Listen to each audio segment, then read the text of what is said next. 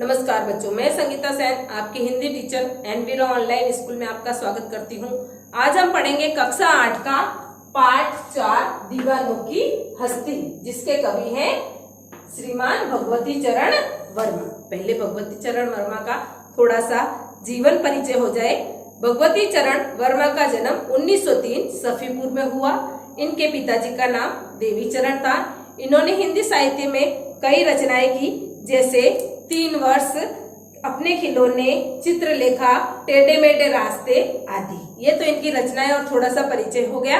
अब लेते हैं हमन इनके द्वारा पाठ दीवानों की हस्ती। दीवाने कौन है? यहाँ पर स्वतंत्रता सेनानी। और हस्ती मतलब उनके अंदर कितना सामर्थ्य था। वीरों के अंदर वीर है दीवाने, और उनके अंदर जो सामर्थ्य है उसको कहते हैं अपन हस्ती। अब इस पंक्तियों में कवि हमें क्या कहना चाहते हैं, आइए देखते हैं।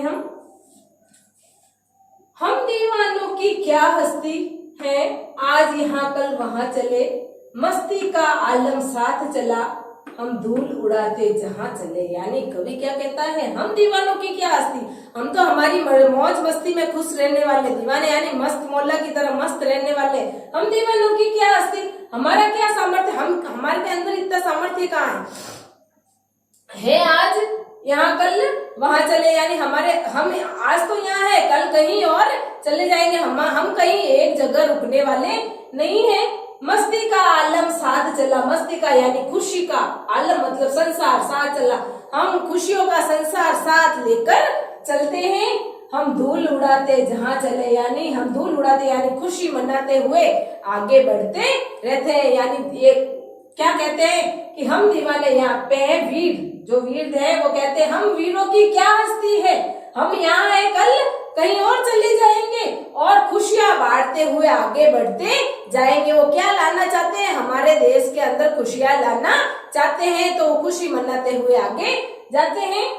आए बनकर उल्लास, अभी आंसू बनकर बह चले, सब कहते हैं रह गए, अरे तुम कैसे आए कहाँ चले। यानी यहाँ पर क्या कहते हैं, आए बनकर, जो ये दीवाने जहाँ भी जाते हैं तो वहाँ के लोगों के प्रति इनका प्रेम बढ़ जाता है। वहाँ पर रहते लोगों के अंदर जोश और उत्साह जागृत करते हैं। तो ये कहते हैं खुशियां लेकर वो लोग कहते हैं तुम अभी अभी तो हमारे क्षेत्र में खुशियां लेकर आए हो, अभी अभी वापस कहाँ जा रहे हो।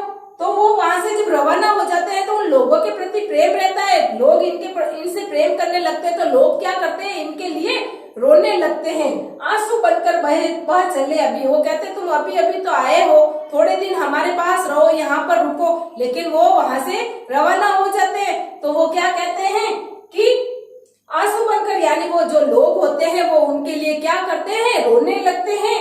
सब कहते हैं रह गए, तुम कैसे आए कैसे चले। वो कहते हैं तुम अभी अभी तो आए हो, अभी अभी वापस कहाँ जा रहे हो, यानी तुम थोड़े दिन यहाँ पर रुक जाओ। यानी उन लोगों का क्या हो जाता है, इनसे लगाव हो जाता है। क्यों, ये लोग जो स्वतंत्रता सेनानी थे, वीर थे, ये लोगों के अंदर देश को आजाद कराने के जोश और उत्साह का संदेश लेकर घूमते थे। तो लोगों को वो अच्छा लगता था। तो लोग उन्हें कहते हैं आप हमें छोड़कर मत जाओ। और वो जब छोड़कर जाने लगते हैं तो वो रोने लगते हैं।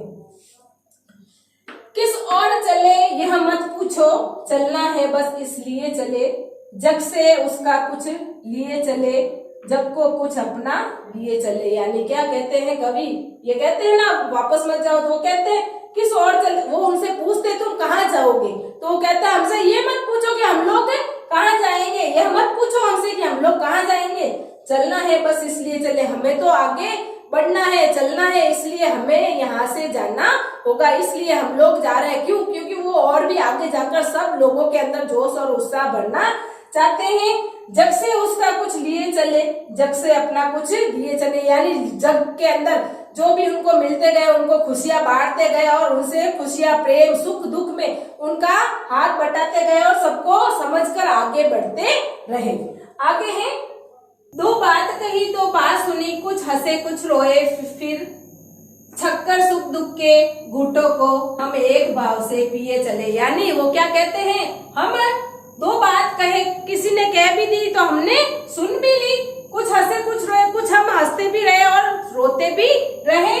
छक्कर यानी जी भरकर, सुख दुख के घूंटों को, यानी हम जिस राह पर चल रहे हैं उसमें आने वाले सुख दुखों के घुटों को हम एक भाव से पिए चले, यानी सुख और दुख हमारे लिए क्या है, एक समान है। वो सुख देखकर खुश नहीं होते और दुख देखकर विचलित नहीं होते। उन स्वतंत्रता सेनानियों की राह में आने वाले, उनके ऊपर आने वाले सुख दुख दोनों ही कैसे हैं, एक समान है।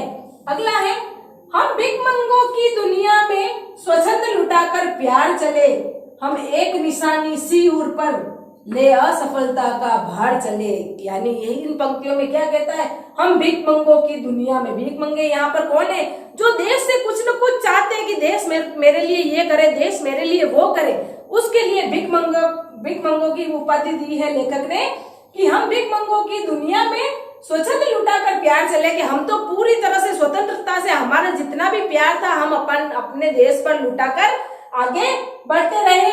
हम एक निशानी सिर पर ले असफलता का भार चले, यानी हमने क्या किया, हम हमारे देश के लिए हमारा सर्वस्व लुटाकर आगे बढ़ते रहे।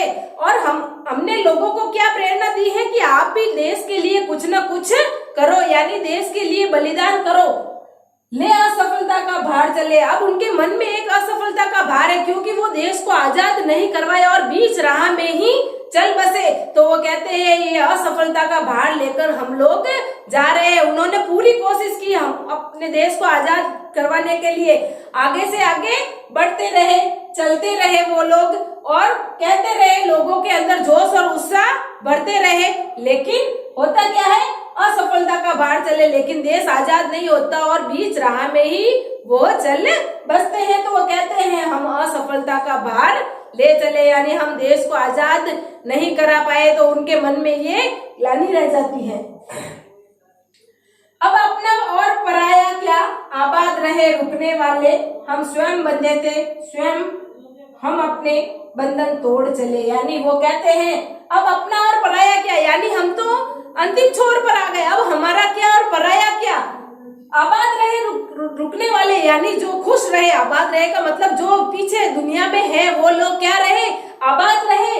हम स्वयं बंधे थे और स्वयं ही अपने बंधन तोड़ चले, यानी हम स्वयं ही यहाँ पर लोगों के बंधन में बंधे थे, इस देश के बंधन में बंधे थे, लेकिन हम देश को आजाद नहीं करा पाए, इसलिए हम अपने बंधन में स्वयं बंधे और अपने बंधन स्वयं तोड़कर जा रहे हैं। यानी इस पूरे पंक्तियों के अंदर कवि हमें क्या कहना चाहता है, जो स्वतंत्रता सेनानी है वो देश में लोगों को जागृत करने के लिए जोश और उत्साह भरना चाहते हैं, तो वो दर दर भटकते हैं और लोगों के अंदर क्या जोश और उत्साह भरने की कोशिश करते हैं। लेकिन होता क्या है, वो देश को आजाद होने से पहले ही इस संसार से चले जाते हैं, तो वो क्या असफलता का भार लेकर जाते हैं, वो उन्हें अच्छा नहीं लगता। लेकिन वो क्या कहते हैं, हम तो चले लेकिन आबाद रहे, रुकने वाले जो पीछे हैं संसार में वो आबाद रहे और हमारे देश के लिए कोई न कोई अच्छा कार्य करे।